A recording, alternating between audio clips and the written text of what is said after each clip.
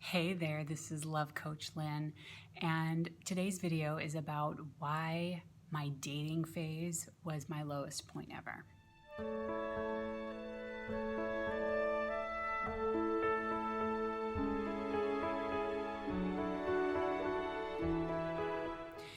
I am a highly sensitive person, a highly emotional person, and I feel I'm very empathic, and love and feeling and emotion has always been something that really consumes me.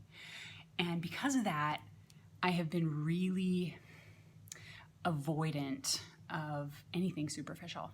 I don't like small talk.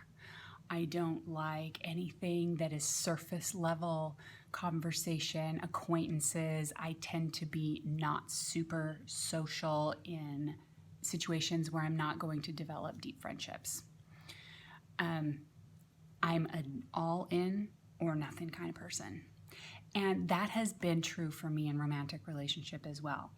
But after the second time where I got my heart broken, I went on a rebound phase because I didn't feel loved. And I thought, well, now is my opportunity. I'm young, I'm vibrant, I'm pretty.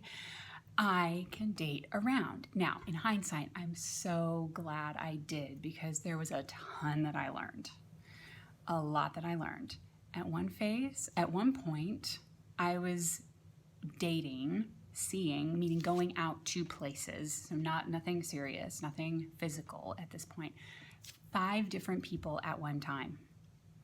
And my roommates, bless them, were so patient, and at one point they stopped being patient, but different phone calls. This is before cell phones, you guys. Phone calls, knocks on the door, going out to a different restaurant or coffee shop or bar every single night. I was already out of college, but I was in my 20s. It got hard for them, but it was also hard for me, but I wasn't seeing it. I was trying for them to fill a void that could have only been filled by me.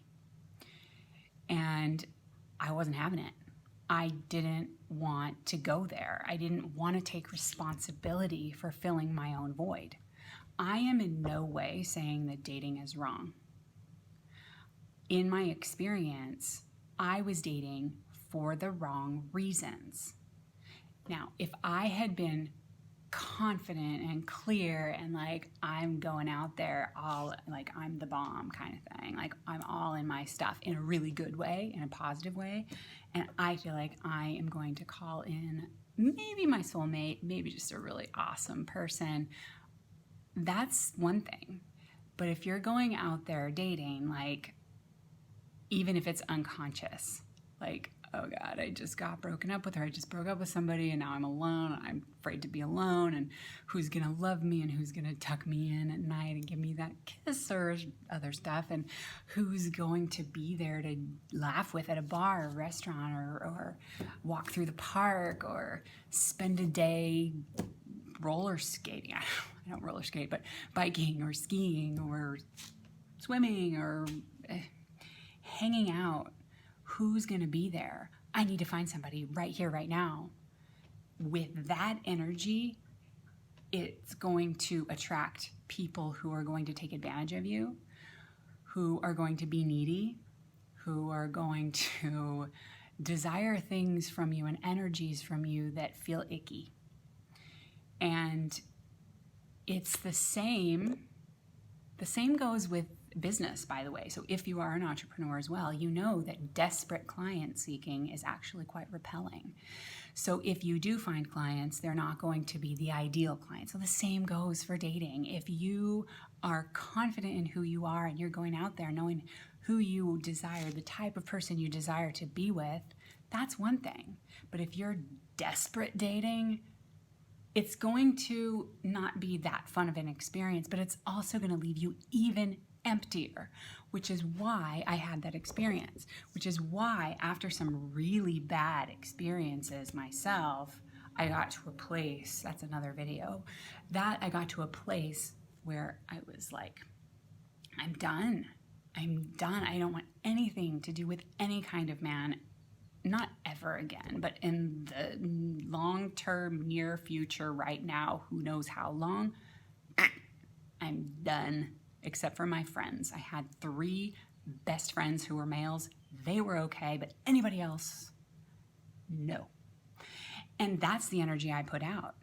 In that time that I was like not into dating, I got to transfer all that energy to myself. And thank God I did, because when I did and I was reflecting and I was empowering myself and I was all like getting back what I was seeking from other people, I finally called in my soulmate. He arrived. Like, he was there. And I was ready. But back to the dating. You gotta be clear on why you're dating. There's a really amazing workshop on Audible called In Sync with the Opposite Sex, and I highly recommend it. It's amazing. And I listened to that even though I've been married for 15 years. And I learned a lot. I learned a lot about dating and men and women and what we unconsciously need and instinctual habits and desires. And it's really good. I thought of that because I said, you've got to be clear on your intentions for dating. She says the same thing. And that is very true. Conscious and unconscious. You're going to hear a lot of unconscious coming out of my mouth. That word is big in my vocabulary because that's what runs the show. That's what creates our life. Most of our life, I'm not going to give you an exact percentage at this moment, most of our life is created by our unconscious mind, unconscious thinking, unconscious belief systems, and finding a person to be with romantically is no different. Got that?